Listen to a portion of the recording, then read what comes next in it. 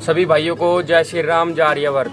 भाइयों, जैसा कि आपको पता ही है कि मेरे पास जो सी भी ब्रह्मचर्य के साधन वाली पुस्तकें हैं, मैं उनमें से आपको उनमें जो बातें लिखी हुई हैं उनके बारे में आपको बता रहा हूँ। आपने देखा ही होगा कि इससे पहले मैंने ब्रह्मचर्य के साधन जो नाम की पुस्तक थी, उसमें मैंने आपको जो बातें थी उसमें लगभग 11 भाग थे। उसमें से मैंने एक भाग तो पूरा कंप्लीट कर दिया है। आपने वह वीडियो नहीं देखी तो आप देख सकते हैं। लेकिन उसके अलावा भी मेरे पास 2-3 पुस्तकें और भी हैं जिनका नाम है, यह एक पुस्तक यह है जिसका नाम है ब्रह्मचर्य संदेश। भाइयों, यह पुस्तक भी मैं गुरुकुल कालवा से ही लाया था। यदि आपको ये पुस्तकें चाहिए तो डिस्क्रिप्शन में इन पुस्तकों का लिंक है, आप वहां से जाकर इन पुस्तकों को खरीद भी सकते हैं। तो भाइयों, इस पुस्तक में क्या क्या बताया गया है आज से मैं इसके बारे में भी आपको बताऊंगा, तो आप इस वीडियो में अंत तक बने रहना।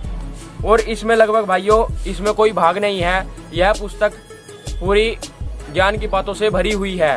तो आप इस वीडियो को अंत तक जरूर देखें। तो चलिए शुरू करते हैं। ब्रह्मचर्य संदेश, इस पुस्तक का नाम है ब्रह्मचर्य संदेश। क्या यह विषय गोपनीय है? मतलब क्या यह विषय समाज में मतलब एक दूसरे के सामने कहा नहीं जाता? गोपनीय का मतलब यह होता है भाइयों, हम एक गंदे मानसिक वातावरण में सांस ले रहे हैं। हर एक श्वास के साथ ना जाने कितने गंदे विचार हमारे दिमाग में जा पहुंचते हैं और ना जाने कितने ही और भीतर प्रविष्ट होने की तैयारी करने लगते हैं। नन्हे नन्हे बालकों के मस्तिष्क तथा हृदय कोमल कोपलों के फूटने और सुरभित कुसुमों के खिलने से उल्लसित होने वाले नवयौवन में ही उनकी सुगंध के स्थान पर दुर्गंध युक्त कीचड़ से भर जाते हैं। जो भाइयों हमारा आजकल का समाज है, मतलब आजकल तो घोर कलयुग ही चल रहा है, आपको पता ही है। आजकल के समाज में छोटे छोटे बच्चों के अंदर भी दिमाग के अंदर, उनके शरीर के अंदर बिल्कुल गंदगी भर दी जाती है। मतलब यह किसके द्वारा किया जाता है? यह शुरुआत मतलब पैदा होते ही उनके दिमाग में गंदगी नहीं होती, यह गंदगी उनके दिमाग में समाज के द्वारा ही भरी जाती है। जैसा समाज में चल रहा होता है वैसी ही बातें उन बच्चों के अंदर भी आ जाती है। 8 या 10 वर्ष के बालक के चेहरे को देखने से कुछ पता नहीं चलता, परंतु उसके बंद मस्तिष्क तथा हृदय कपाट को खोल कर देखा जाए तो अंदर एक भट्टी सी धधकती नजर आती है। भाइयों, जो छोटे छोटे बच्चे होते हैं, इनको देखकर कुछ पता नहीं चलता कि ये गंदा कार्य करते हैं, कुछ गलत कार्य करते हैं, नशा आदि करते हैं या नहीं। लेकिन यदि इनके दिमाग और मस्तिष्क को खोलकर देखा जाए तो इनके अंदर एक भट्टी सी धधकती नजर आती है। ऐसी भट्टी जिसकी लपटे से जो थोड़ी ही देर में प्रचंड रूप धारण कर लेगी। वह बालक झुलसने वाला होता है। वह नहीं चाहता कि उसके भीतर भागा जाए, मतलब वह नहीं चाहता कि मेरा भेद कोई किसी को मेरे बारे में पता चल जाए कि मैं कैसे कैसे कार्य करता हूँ। इसका विचार ही उसे कपा देता है, नख से सीख तक हिला देता है। वह जानता है कि उसके भीतर कीचड़ की दलदल जमा हो रही है, भस्म कर देने वाली आग सुलग रही है। किसी अज्ञात प्रेरणा से वह किसी को अपने अंतःकरण में भागने नहीं देता। मतलब यहाँ तक कि वह उसके अंदर क्या चल रहा है यह अपने माता पिता को भी इसके बारे में पता नहीं लगने देता। परंतु फिर भी इकला बैठकर वह भीतर के इन्हीं छिपे हुए पर्दों को उठा कर उनकी भाकियां लिया समझते हैं, सुनकर सिर नीचा कर लेते हैं, उन्हें गंदा कहते और उनसे अपनी संतान को बचाने की कोशिश करते हैं। जो भाइयों आजकल के शादीशुदा युवक हैं, वह गलत कार्य करते हैं, नशा आदि करते हैं या और भी कोई बुरे कर्म करते हैं। वह चाहते हैं कि हम इस दलदल में फंस गए हैं, लेकिन जो हमारी संतान है वह इस दलदल में ना फंसे और उन्हें बचाने की कोशिश करते हैं। यदि नवयुवक इस चर्चा से कतई अनभिज्ञ हो तो निसंदेह प्रसन्न हो सकता है कि इन बातों के ज्ञान से कहीं भलाई के स्थान पर बुराई तो नहीं हो जाएगी। परंतु जब हम अपनी आंखों से नवयौवन की सरलता को उदयमान प्रभात में ही ग्रसा हुआ देखते हैं, बचपन की सफेद चादर को कल्पनातीत काले धब्बों से रंगा हुआ पाते हैं, तो सहसा मुख से निकल पड़ता है, क्या सहज चुप्पी से हम पाप के भागी तो नहीं बन रहे? कहीं ऐसा तो नहीं कि हमारा मौन लाखों निसहाय नवयुवकों को निराशा के अथाए गर्त में ढकेल दे और फिर उनके उद्धार की कोई आशा ही न रहे। संसार के संपूर्ण विज समुदाय का इस विषय में एक मत है।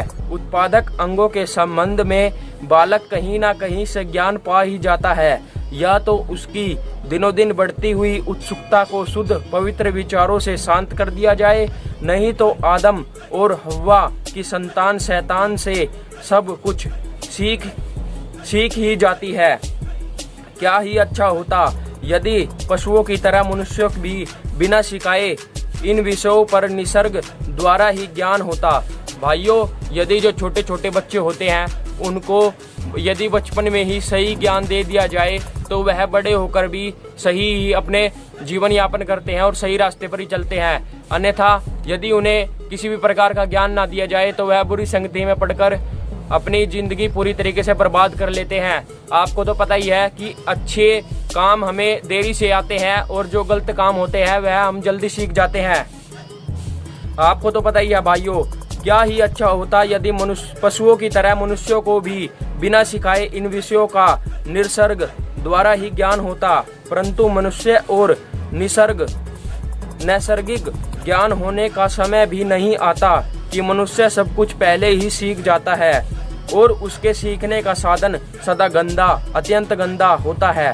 भाइयों, आजकल तो बच्चों को कि इन चीज़ों के बारे में बताने की भी जरूरत नहीं पड़ती और वह अपने यार दोस्तों से नशे आदि के बारे में, गलत कार्य करने के बारे में ही सीख जाते हैं। छोटी छोटी उम्र की बच्चे ही, 5-6 साल के बच्चे, वह बहुत कुछ अपने आचार भ्रष्ट साथियों से सीखता है, बहुत कुछ समाज में चले हुए हंसी मजाक से सीखता है और बहुत कुछ छापे खाने की मेहरबानों में दिनों दिन बढ़ रहे अश्लील साहित्य से, अश्लील चित्रों से सीखता है। भाइयों, कुछ तो जो छोटे छोटे बच्चे होते हैं वह अपने जो यार दोस्त होते हैं उनके द्वारा सीखते हैं और गलत कार्य मतलब, और कुछ जो इस समाज में हंसी मजाक हो रही है और जो इस समाज में जो दिनचर्या हो रही है, सब लोग कार्य कर रहे हैं, एक दूसरे को गाली गलौच ये सब वगैरह करते हैं, इन सब चीज़ों से सीख जाते हैं। और कुछ जो इन कारखानों में, सिनेमा हॉलों में फिल्में वगैरह, बॉलीवुड आदि की फिल्में हैं, उनके द्वारा भी बच्चे सीख जाते हैं। यह नभोमंडल ना जाने कितने नवयुवकों के हृदय वेदी अंतर्नादों में व्याप्त हो रहा है, कितनों की पुकार आसमान को फाड़ फाड़ कर उठ रही है। हाय, क्या ही अच्छा होता यदि पहले कुछ पता लग गया होता। जब से मेरी ब्रह्मचर्य विषय पुस्तक नवयुवकों के हाथों में पहुंची है, तभी से लगा मुक्ते पत्र आ रहे हैं। भाइयों, फिर बड़े होने के बाद जो छोटे छोटे बच्चे हैं वह गलत कार्यों में पड़ जाते हैं। वह एक तरह से पछताते तो हैं कि काश हमें बचपन में ही इसकी बुराइयों के बारे में पता चल जाता और इसके जो इसे हम करेंगे तो इससे हमारे शरीर को क्या क्या हानियां होंगी इसके बारे में पता चल जाता। तो भाइयों, आपने देखा कि यह जो ब्रह्मचर्य संदेश नामक पुस्तक है, इसको सत्यव्रत सिद्धालंकार जो स्वामी जी हैं उन्होंने लिखा है। यदि यह वीडियो आपको पसंद आई है तो वीडियो को शेयर अवश्य करें। धन्यवाद। जय श्री राम।